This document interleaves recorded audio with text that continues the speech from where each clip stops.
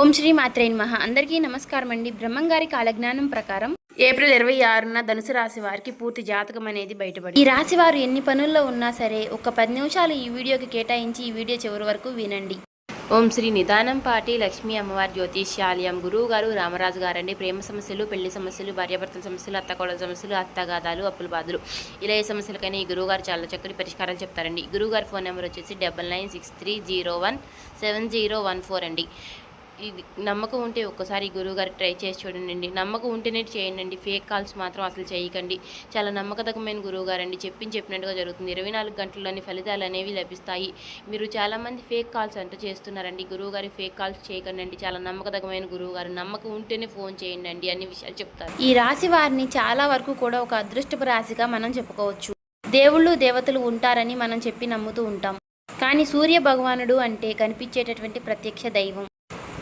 అలాంటి సూర్య భగవానుడు ఈ రాశి వారికి అధిపతిగా ఉండటం ఈ రాశి వారికి ఒక అదృష్టం అని చెప్పుకోవచ్చు. అలాంటి అదృష్టం అనేది మీకు దక్కింది కాబట్టి ఈ రాశిలో ఉన్నటువంటి వారు పురుషులు అవ్వచ్చు, స్త్రీలు అవ్వచ్చు, చక్కగా ఉదయాన్నే స్నానం చేసిన తర్వాత ఆ సూర్య భగవానుడికి గనక మనం ఉదయాన్నే ఒక చెంబుడు నీళ్లతో సూర్య నమస్కారం చేసుకున్నట్లయితే గనుక అలా చేసుకోవడం వలన ఏంటంటే మీకు బాగా కలిసి వస్తుంది. ఆ రోజంతా కూడా మీకు చాలా బ్రహ్మాండంగా ఉంటుంది. మీరు ప్రతిరోజు కూడా ఇలా చేసుకోండి. మీకు అది ఒక అలవాటులాగా మారుతుంది. అలాగే మీకు అదృష్టం కూడా వచ్చి పడుతుంది. ఇలా చక్కగా మీకు ఈ సింపుల్ పరిహారం అనేది చాలా పనికొస్తుంది. ఇక ఈ రాశి వారి విషయానికి వస్తే గనుక చాలా అదృష్టవంతులుగా చెప్పుకోవచ్చు. ఈ రాశి వారు స్త్రీలు అవ్వచ్చు, పురుషులు అవ్వచ్చు, చాలా గంభీరంగా ఉంటారు. అంటే ఎక్కడ కూడా ఎవరికి కూడా లొంగరు, తగ్గరు. వీరికి ఏంటంటే ఒక పొగరు అనేది వీరికి ఆటోమేటిక్గా వీరి యొక్క రాశి పరంగా ఉంటుంది. వీరు ఉన్నటువంటి ప్రదేశంలో ఎక్కడైనా సరే ఉన్నటువంటి ఆ 10 మందిలో వీరే టాప్గా కనిపిస్తూ ఉంటారు. వీరి రూపము అలాగే ఉంటుంది. అలాగే వీరి యొక్క గుణగణాలు కూడా అలాగే ఉంటాయి. వీరు చెప్పింది ఎదుటివారు వినాలి అన్నట్లుగా ఉంటారు. ఒక్కొక్కసారి ఎదుటివారి మాట కూడా వింటారండి. అంటే ఇక్కడ ఎదుటివారి మాట వినరు అని మనం చెప్పుకోవడం లేదు. అది సమయాన్ని బట్టి, సందర్భం బట్టి అలా వినాల్సిన సమయం వస్తే మాత్రం తప్పకుండా వింటారండి. ప్రేమతో వీరిని ఎంతైనా సరేనండి మన మాటలు వినేటట్లుగా చేసుకోవచ్చు. కానీ వీరికి ఒక మాట మాత్రం పొగరుగా మాట్లాడినట్లయితే మాత్రం వీరికి విపరీతమైనటువంటి కోపం అనేది వస్తుంది. మంచికి లొంగుతారు కానీ ఎప్పుడూ కూడా చెడుకి కానీ, పొగరుకి కానీ, కోపానికి కానీ లొంగేటటువంటి వ్యక్తులైతే కాదండి వీరి రాశివారు.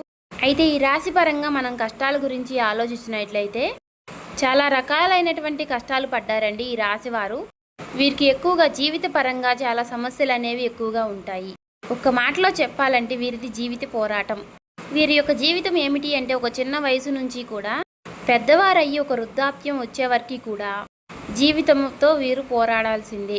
అలసిపోయినా సరే మళ్ళీ ఓపిక తెచ్చుకుని పోరాడాల్సిందే. అలా కష్టపడితేనే వీరికి రూపాయి అనేది మిగులుతుంది. జీవితంలో సమస్యలు కూడా ఒక్కొక్కసారి ఆటోమేటిక్గా అలాగనే వస్తూ ఉంటాయి. ఆ సమస్యలకి పరిష్కారం అనేది మీరు ఎత్తుక్కోవాల్సిందే, ఆలోచించాల్సిందే. అయితే మీకు రాబోయే రోజుల్లో ఉన్నటువంటి అదృష్టం ఏమిటి అంటే చిన్నప్పటి నుంచి కూడా దైవానుగ్రహం అనేది పుష్కలంగా ఉంటుంది. సమస్యలు అనేవి చాలామందికి వస్తాయండి. కానీ పరిష్కారం లేని వాళ్ళు ఎంతమంది ఉన్నారో తెలుసా? సమస్య ఏదైతే ఉందో దానికి పరిష్కారం ఉంటుంది అని చెప్తారు. కానీ పరిష్కారం లేని సమస్యలు ఎంతమందికి ఉంటున్నాయో అని ఒక్కసారి ఆలోచించండి. అలాగా పరిష్కారం లేనటువంటి సమస్యలతో చాలామంది కూడా అల్లాడిపోతున్నారండి. డబ్బు కావాలి అంటే సంపాదించుకోవచ్చు. అదే ఆనందాన్ని అయితే కొని తెచ్చుకోలేం కదా. అంటే మనకి ఒక వస్తువు అందుబాటులో లేదనుకోండి, దాన్ని డబ్బు పెట్టి కొనుక్కోవచ్చు. అంటే డబ్బు పెట్టినా ఆనందాన్ని దొరకని విషయాలు చాలా ఉన్నాయండి.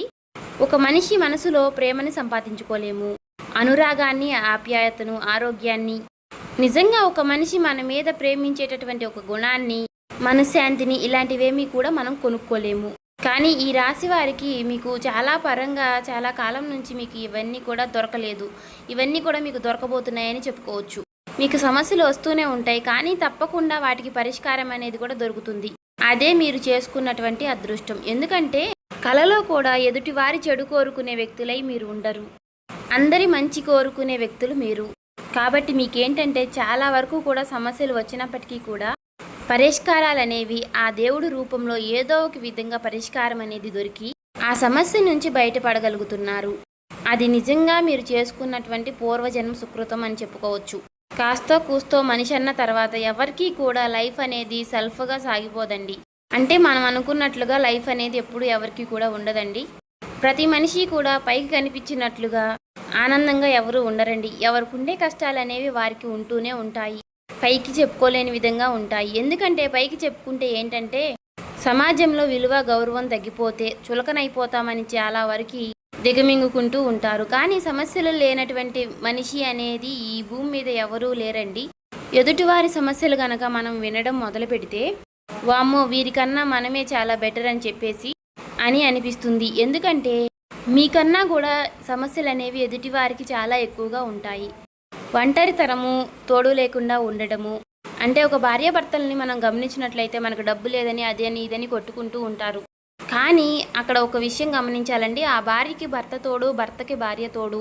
ఒంటరితనము అనేది ఎంత భయంకరంగా ఉంటుంది అంటే అది అనుభవించే వారికి మాత్రమే తెలుస్తుంది. అలాగా ఈ రాశి వారిని కనుక మనం చూసుకున్నట్లయితే ఇలాంటి సమస్యలు లేని గొప్ప అదృష్టాలు అనేవి మీకు దక్కాయని తెలుసుకోవచ్చు. భాగస్వామి విషయంలో సంతోషంగా ఉంటారు, తృప్తిగా ఉంటారు. పచ్చడి మెతుకులు తిన్నా చాలండి. మనకంటూ నచ్చినటువంటి ఒక భాగస్వామి మన జీవితంలో కనుక ఉండినట్లయితే మనల్ని మనలుగా అర్థం చేసుకునేవారు, అంటే భార్య కానీ లేదంటే భర్త కానివ్వండి, మనల్ని అర్థం చేసుకునే మనకి ఒక తోడు, మనం చెప్పినట్లుగా వినేటటువంటి బిడ్డలు ఉంటే ఇంకా మనిషికి అంతకన్నా అదృష్టం ఏముంటుందండి. ఎన్ని కోట్లు సంపాదించిన వాళ్ళు కూడా మనశ్శాంతి లేకుండా, విలువ లేకుండా, ఇంట్లో వాళ్ళు నువ్వు ఏం చేసావు, నువ్వు ఏం సంపాదించావు, నువ్వు అబ్బా నువ్వే సంపాదించావులే, ఎవరూ చేయడం లేదా ఈ ప్రపంచంలో నువ్వు ఒక్కడవే కష్టపడుతున్నట్లు అని చెప్పేసి మాట్లాడేవాళ్ళు ఎంతమంది లేరండి. మీరెంత కష్టపడ్డా సరే కష్టాన్ని తీసేసి గుర్తించిన వాళ్ళు చాలామంది ఉన్నారు. అలా కాకుండా ఒక్క 10 రూపాయలు తెచ్చిచ్చినా సరే ఆ భార్య ప్రేమగా అర్థం చేసుకుని ఇంటికొచ్చే వరకు ప్రేమగా పలకరించి మంచిగా మాట్లాడితే ఆ మనిషికి అంతకన్నా అదృష్టం ఏమీ ఉండదండి. ఇలా ఉన్నటువంటి వ్యక్తులు దొరికితే మనకి పూరి గురిసిలో ఉన్నా సరే సంతోషంగా ఉంటుందండి. కోట్లు ఆస్తులున్నా సరే సంతోషం లేని వాళ్ళు ఎంతమందో ఉన్నారు, ఈ సమాజంలో బతుకుతున్నారు. అలాగా ఈ రాశి వారిని చూస్తే కనుక చాలా వరకు కూడా ఒక అదృష్టపు రాశిగా మిమ్మల్ని చెప్పుకోవచ్చు. కానీ మీకు సమస్యలు ఎక్కడ వస్తున్నాయి అంటే కొంచెం ఆవేశం అనేది మీకు ఎక్కువ కాబట్టి మీ నిర్ణయాలు అనేవి క్షణానికి ఒక రకంగా మారుతూ ఉంటాయి. కాసేపు ఉన్న ఆలోచన మరి కాసేపటికి ఉండదు. ఇంతలోనే ఒక నిర్ణయం తీసుకుంటారు, మళ్ళీ ఇంతలోనే మార్చుకుంటూ ఉంటారు. ఇలాంటివన్నీ జరగడం వల్ల కొన్ని ఆలోచనలు అనేవి ఎక్కువగా ఉంటాయి. కొంచెం మీ జీవితం మీద స్ట్రెస్ అనేది ఎక్కువ అవుతూ ఉంటుంది. కాబట్టి మీరేంటంటే ఆలోచన విధానాన్ని మార్చుకోవాలి. అది తప్పు కానీ ఒప్పు కానివ్వండి, ఒక్కొక్కసారి 2-3 సార్లు ఆలోచించాల్సి వస్తుంది. అది తప్పు కానీ ఒప్పు కానీ అలా ఒక నిర్ణయం తీసుకున్నప్పుడు ఆ మాట మీద కట్టుబడి ఉండండి. మనం ముందుగానే నరకం పడే కన్నా తప్పు జరిగినప్పుడు అది ఒక అనుభవంగా మారింది కదా.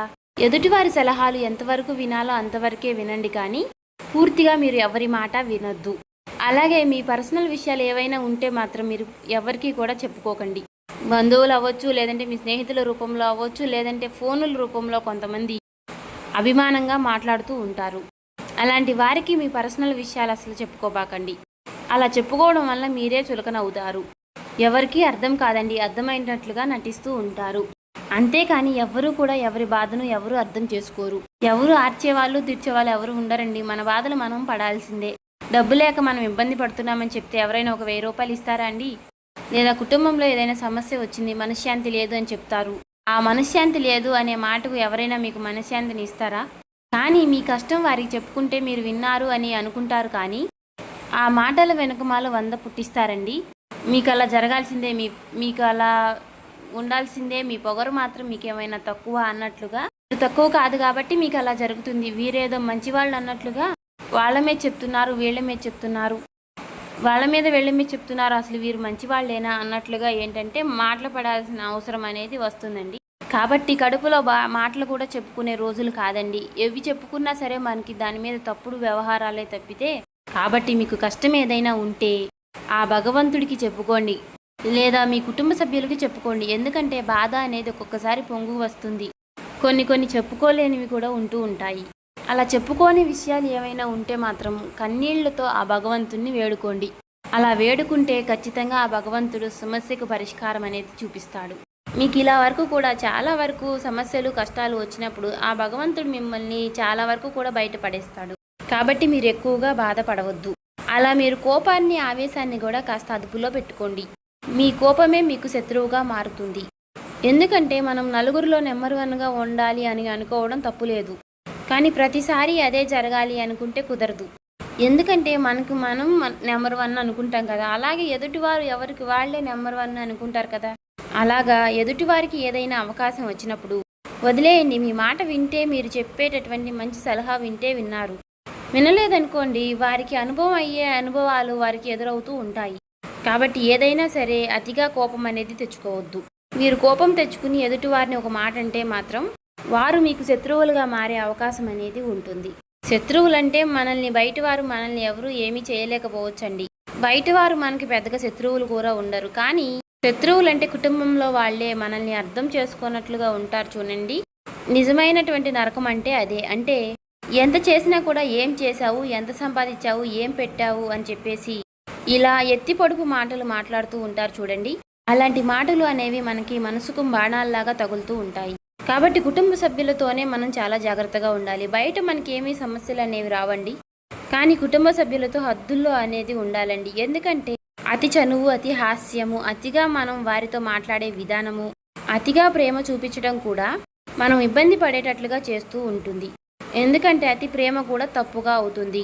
ఇలా అతి ప్రేమను కూడా చూపించొద్దు. ఎందుకంటే మీ భాగస్వామిని, మీ జీవిత భాగస్వామిని బాగా ప్రేమించండి. ఎందుకంటే మీ కుటుంబాన్ని, మిమ్మల్ని నమ్ముకున్నటువంటి మనుషుల్ని, వారిని బాగా ప్రేమించాలి, మంచిగా చూసుకోవాలండి. కానీ మీ మాట తీరు ఏదైనా మాటలు చెప్పేటప్పుడు కానీ, ఏదైనా పని చేసేటప్పుడు కానీ అతిగా ఏది కూడా చేయకండి.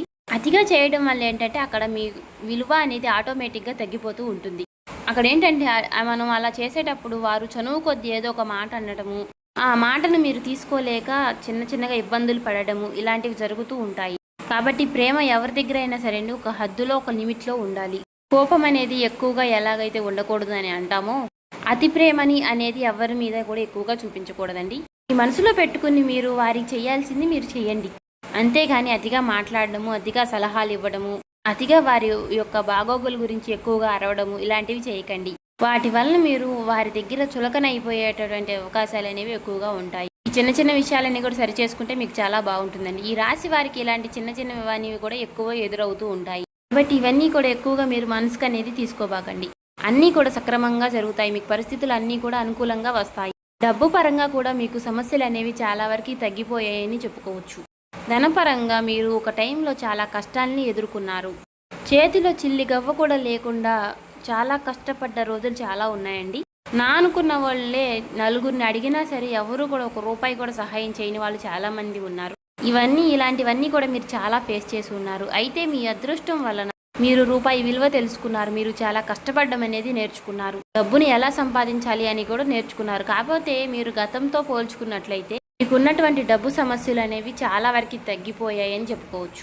కోట్లకి కోట్లు ఉంటే ఏం చెప్పుకోలేము. కొంతమంది కోటీశ్వర్లు కూడా ఉండవచ్చు. కానీ కొంతమంది మధ్యతరగతి వాళ్ళు కూడా ఉంటారు.